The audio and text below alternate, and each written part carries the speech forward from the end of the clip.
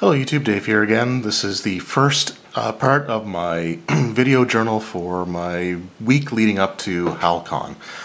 So Hal-Con is a Halifax-based comics, gaming, cosplay type convention. And it's one of those things that just kind of gets like bigger and bigger and bigger. When they first brought it back, I think, or when they first started in the 90s, they said there was like 20 volunteers and a few hundred people managed to attend. This year, there's over 400 volunteers, and they're expecting over 10,000 people to be in attendance, which is quite a bit for this part of Atlantic Canada. So I'm equal parts excited and extremely nervous for this event. I guess my biggest concern is just the fact that nobody's going to sign up to play the games that I run. I hope that's not the case, but we'll see how it goes.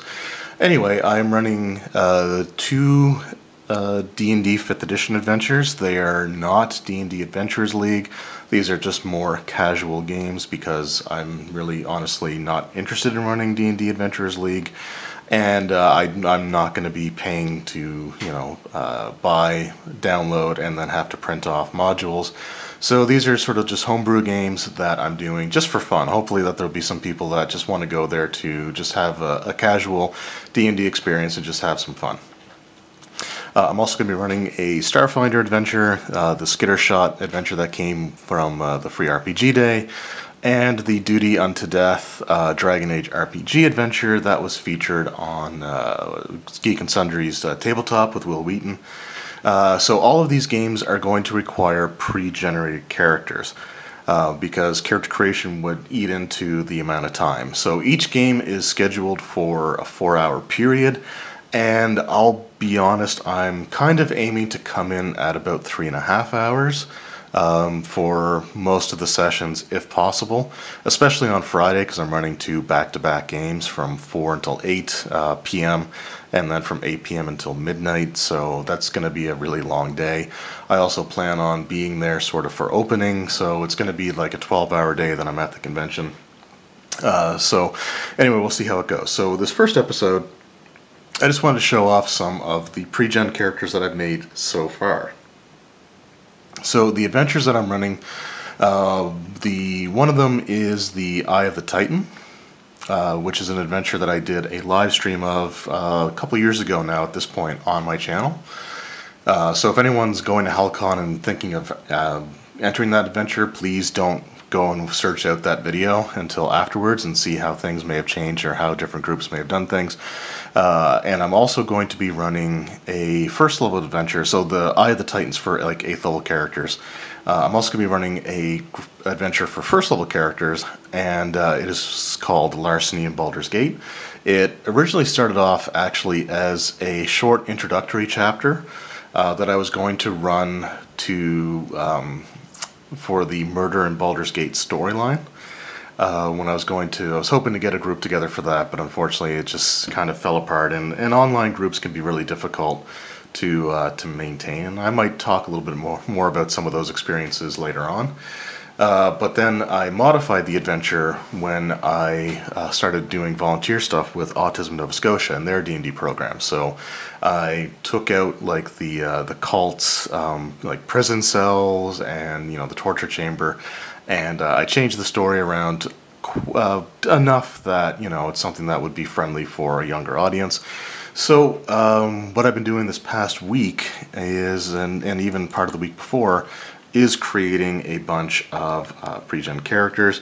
So right now I have 8 characters done for, let's just see if I can change that here. I have 8 characters done for the Larceny in Baldur's Gate. And I kind of wanted to show these ones off because I wanted to try to do something that's a little bit non-conventional. And what I mean by that is like typically like the race and background combination. I tried to avoid some of the ones that just seem to make like the most sense. Like for example, I stayed away from making the dwarf cleric an acolyte background. I gave him something else. So I tried to work like different interesting backgrounds into each of the characters in unusual ways. So I've got that. I also wrote backgrounds for them, and each of these characters are first level, and they are D&D Adventures League legal. And actually, the characters that I'm making for 8th level, I'm using sort of the D&D Adventures League style as well, in terms of character creation and hit points and a lot of that stuff, although I am rolling random magic items, so they're not going to be legal for Adventures League. So right now I've got 8 characters there. I think the table size is 6 or 7. So I might, over the course of the next few days, I might end up making a few more. Just that way there is a little bit of choice. So if I do have, say, a full table, I'd like there to be maybe a couple of extra types of characters that people may want to play. So we'll see how that goes. I had thought about making one of each of the classes, and I'm not that far off at this point. So we'll sort of see how that goes. And right now, for Eye of the Titan, I only have 2 characters done. So, like I said, I'm just going to show off some of the ones that I have done already. And then what I'm going to do is, tomorrow's video, I'm just going to go through sort of the steps that I'm using to create some of the 8th level characters and sort of just show parts of that. I also have some maps I need to draw for the Skittershot adventure, and probably the Eye of the Titan adventure as well, using 1-inch graph paper. I'm right now debating between using a drawn map on like the 1-inch draft paper for the Larceny and Baldur's Gate. Because I can use dungeon tiles for that, so I might use tiles for that situation, but we'll sort of see how it goes. So the first thing that I'll do here is, like I said, I'm just going to show some of the characters that I have here. Now, I'm not going to go into every single one of them, because I actually also plan on making some of these characters available like for thorough viewing exclusively through my Patreon page over the next few months. So we're just going to go through and look at just a couple of them. Now, I might even have to go back and change some of these and put them on different character sheets, because, for example, that's not one of them, but... So there are some of the characters that, I'll just zoom in for now. So there are some of the characters that I had to... At first, the form fillable ones that I had was like each page done individually, and there's been some issues with that. So I'm actually going to click on this one here. So this is Ariana. This is a barbarian that I made. So let's sort of zoom back. Out, not in. All right. So actually, this sheet I don't think was too bad, except for one thing here somewhere, I believe. This one actually may not have been too bad, but so going through the first character, actually let's go back. Let's just close that down for now. Just go back. I'll show the first character that I made. Whoops.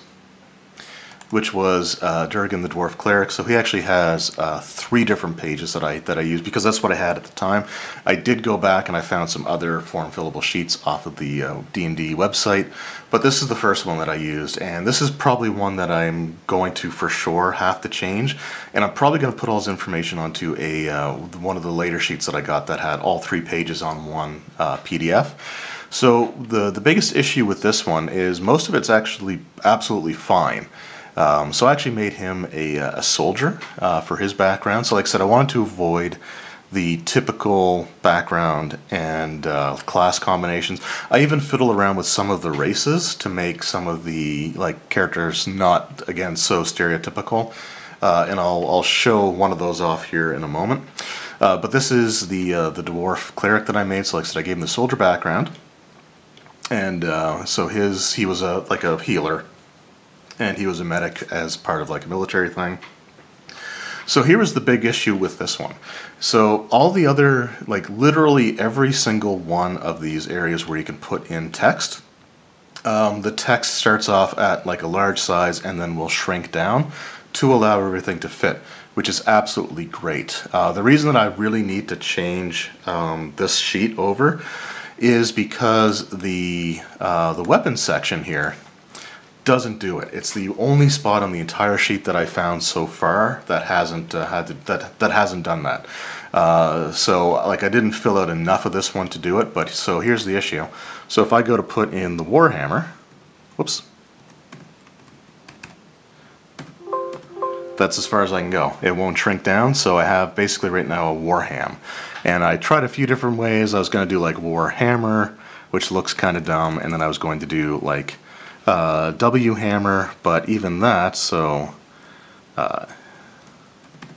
oh, actually, that that does fit, but again, I don't like the way that that looks. So I think what I'm going to end up doing is actually putting this onto one of the new sheets and just basically copy and paste everything. Just go through the for the skills and stuff. Just go through everything there and just refill everything in. So that was the first sheet that I had for him. And again, you know, I think I may have to do them just so that they're all like one PDF per character, because I'm going to take these and have these actually printed off. I'm going to go down to Staples and do it to save on my printer ink. But what I actually did also for all of these first level characters is I gave them backgrounds. So I actually filled in the background ones. Durgan's is actually one of the shorter ones. And then I just have his spell page with the spells that he has. And that's pretty much it. I also have to go through and type out descriptions for the spells, just in case I've got people that are relatively new, because again, this is for first level characters. So I'm just gonna, I thought about like photocopying the spell cards, but that can be kind of ink intensive as well.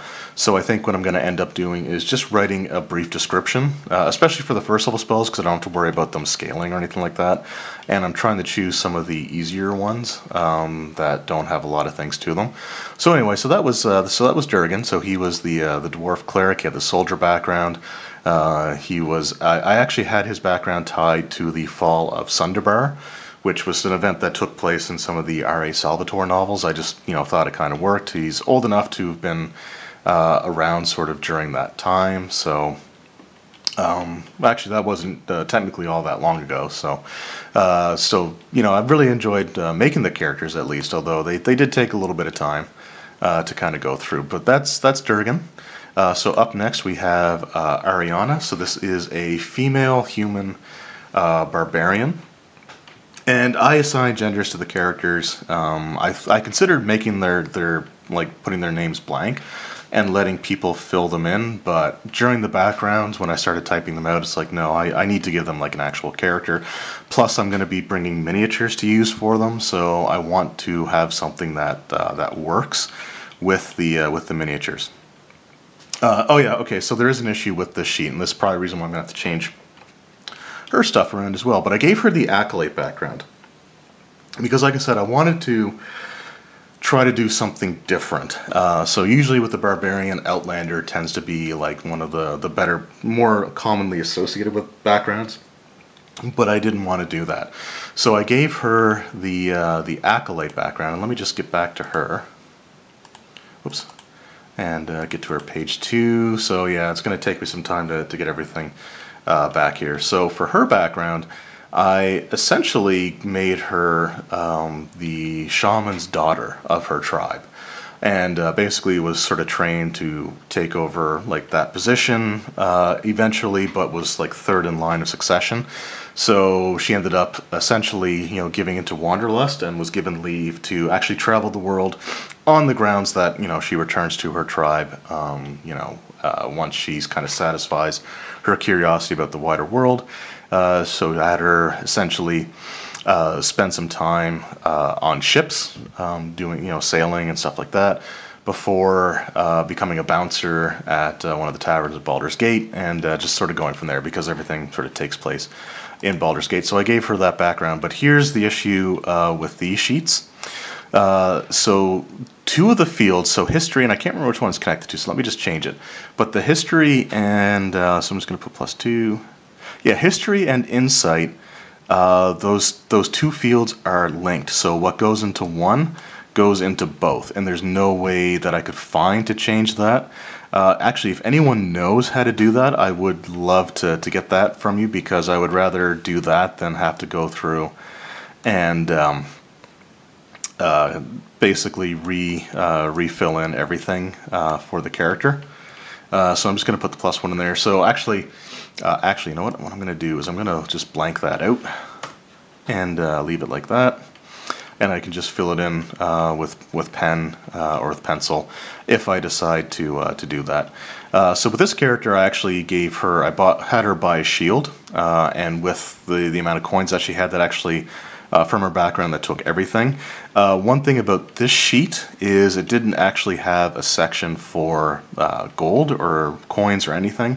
So for any character that I made with this sheet, I just kind of, at the very bottom, just left fields for it. And I'm just going to save that. Okay, I'm not going to save as. I don't want to do that right yet. Control S. No, save as, and I just don't. Yeah, I'll worry about that later. So that's another one of the characters that I made there as well. Actually, I think if I just go to close it, it'll ask me to save. Without, no, it's still getting me to do that. So I'm just going to not worry about that right now. Yeah, so that was one of the characters that I made there as well. So that was one of the issues that I had with that sheet. Finally, I did find some sheets that actually had all 3 pages together. So where's one that I filled in? I think the Dragonborn Fighter. No, he's got 2 different pages as well. So Half-Elf Rogue. Yeah, here we go. Alright, so here I've got my Half-Elf Rogue character, and I gave, again, this is another female character, I gave her the noble background, because again, just, it's something, you know, usually have like criminal or charlatan or stuff like that for the thief, or the rogue, I should say. So this one, again, I wanted to do something a little bit different. So this is one of the ones that has the 3 pages, and it goes back to having, you know, like the earlier style with the saving throws broken out separately and all the skills separately by alphabetical order, rather than being connected to their ability score. But all the fields work properly on this one, which is really nice. So, like I said, I may have to go back and change that for some of them. And so she's actually got a pretty extensive background. But basically she's just dissatisfied with being a noble, and, you know, is more comfortable around amongst like the common folk, you know, things like that. Actually, as I was typing out the background, like, it was completely unintentional, but she kind of seems almost a little bit like the character from Disenchantment, I think, the one done by the Simpsons creator. She kind of ended up being a bit like that, but anyway, still a cool character, even though that's not what I was initially going for, just as I was typing. And this was just stuff I was coming up with sort of at the time off the top of my head. But just, again, another sort of cool character. I like that one. And the last one I'm going to show off, because like I said, I don't want to show off too many of them. But the last one is, that I'll go with here, is, actually, let's go with the High Elf Wizard.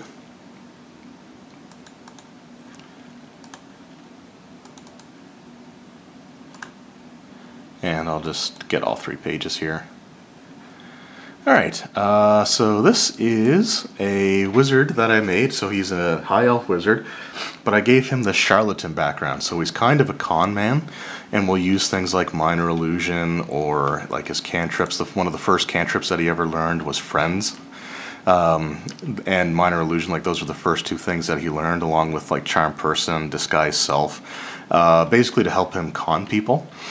And so he takes on a second identity, and he's actually got a pretty extensive background as well. But he takes on a second identity, and for his equipment, I actually gave him a bunch of trinkets that he can use, or as oddities, that you know, he can use to sell. So, like, I took the oddity, or the trinkets that were in the player's handbook, I just rolled 5 of them at random. So we ended up with like a small wooden statue of a smug halfling, a metal urn that contains the ashes of a great hero, and I put that in quotation marks because that's obviously, or definitely, going to be a scam, and it's just random ashes. An alabaster mask, a glass jar of lard labeled Griffin grease, which again is completely fake, a single caltrop made from the bone of an ancient red dragon, which again is in quotations. Let's see if I can actually zoom in a little bit so you can see that. And again, this was the sheet that had the issue with it, so I had to fill in the gold and stuff like that there. And this was one that this is when I found out, like, I actually discovered that history and insight were connected for some weird reason. So I left that one blank to fill in essentially when I go to make the character. So these are some of the characters that I have for that adventure. I'm just going to leave that one. I will save it. I don't know if any of the files that come up will have like my full name on it, so I just want to kind of keep that separate from everything. So that was the characters for that I'm going to show. But I do have a couple made for the Eye of the Titan. So I'm going to go with my High Elf Fighter Eldritch Knight character. So this guy's name is Azorin. And this one's a little bit different, so let me just zoom back out just a little bit. So these characters, because they're starting off at a higher level, are not considered Adventurers League legal. This was also when I had the 3-page sheet PDF form fillable one. So I'm using this for like all of them from this point out. But so again, I'm still playing around with the backgrounds a little bit. So he has the sage background instead of like the soldier or folk hero or noble or some of the ones that you more commonly associate with the fighter class. So I gave him the sage background, which makes sense for the Eldritch Knight portion of his class. And so we got that. And alright, sorry about that. So I have nightlight settings set up on my laptop, and it just passed midnight, so it kind of changed the coloration, took away some of the blue. So I didn't want to have sort of like an orangey looking screen. So yeah, going back to my sage character here. Now with this one, because it's not going to be Adventures League legal, like my plan is to, anyone who wants to take the character sheets with them are free to do so. And I'm hoping, I'm going to try to encourage, especially if there's anybody that's relatively new to D&D or role-playing games in general who takes place in my one for first level characters. I definitely want them to take the character and sort of make it their own if need be, but just sort of give them an idea of the things that you can do. But with this one, I'm not as concerned with the background, because even if the person takes the character, they can fill in those details themselves. I might, if I have time, I might make dedicated backgrounds and write them up for them. But right now, I'm just leaving that blank because I think it's going to be a little bit too cumbersome to try to come up with. Essentially, I'm doing 8 characters for each right now, so that's 16 character backgrounds that I need to think of within just a couple of days, and that's taxing. Like, I was getting pretty mentally burned out when I finished up the ones for the Baldur's Gate adventure. So we have, like I said, we have Azorin here, so he's an Eldritch Knight. Now one thing is I'm not using feats, and I'm actually gonna make a video about my thoughts on 5th edition D&D feats, I think, in the very near future. But as for right now, I'm not really using them. I want to keep the characters as simple and straightforward as possible, because again, I'm making quite a few of them in a relatively short period of time. If I was smart, I would have started this a while ago, but it was like, oh, it's like 3 months away, it's 2 months away. I still got a full month, and it's like, well, crap, it's in a couple weeks, so I got to kick it into high gear here. So it just got the stat increases. Still has a minus in charisma, but that's fine. I think it fits the way that I would want the character played in my head, even if I don't have the background yet. But he does have an intelligence and strength of 18, which I think is perfectly fine. His background stuff, his personality traits. He loves a good mystery, but will listen to everybody's point of view first. My life's work is a series of tomes related to a specific field of lore. So the field of lore that I've kind of chosen is just his own journal. So like right now, he basically has like detailed journal of everything that he does, and it's broken down to volumes 1 through 6. I considered making it volumes 1 through like 7 completed, but I thought I might be pushing it to have like a separate volume of a journal for each level of progression. But still, we got 1 through 6. As common close. So what I did for this character was sort of similar to what I've done for when people were creating the characters for the one-shot that I ran for this particular adventure. So they're 8th level characters, and they're able to choose one thing between a magical weapon or a magical suit of armor. Now, if they're a dedicated spellcaster like a wizard, for example, then there might be something else that I would let them have as a chosen item. But for the most part, it's like a magic weapon, a magic suit of armor, and then I roll a couple of just random items for them to have found. So, for example, this character ended up getting a... I think I forgot to... Oh, no, we got it there.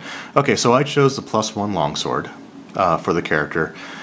Plate armor, which they have there, and then a +1 shield was an item that I rolled randomly, along with a ring of protection as well, +1. So I've got that there. I think I may have forgot to put I can't remember if the ring of protection actually affects your armor class. I'll have to look that up because I know 5th edition changed a few of those things. And I'm actually going to make a note of that right now, just to make sure that I get that fixed before I go to run the game. So I just got his abilities down here, and one thing I will say, that because I don't make a lot of characters for 5th edition D&D, like, at all.